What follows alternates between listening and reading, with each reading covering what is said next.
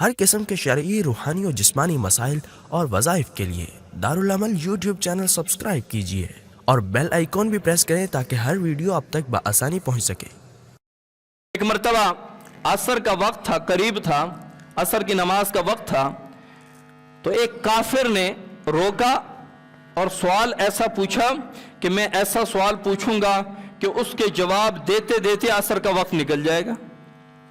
سوال کیا پوچھا؟ وہ کافر پوچھتے ہیں، اے علی، کون سے پرندے انڈے دیتے ہیں اور کون سے جانور یا پرندے انڈے دیتے ہیں اور کون سے بچے دیتے ہیں، یعنی کن کے بچے پیدا ہوتے ہیں اور کن کے انڈے ہوتے ہیں۔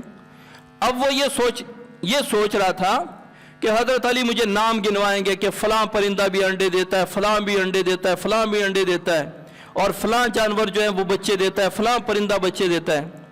حضرت علی نے فرمایا کہ جن کے کان اندر کو ہوں وہ انڈے دیتا ہے اور جن کے کان باہر کو ہوں وہ بچے دیتا ہے، اور چلے گئے نماز کے لیے۔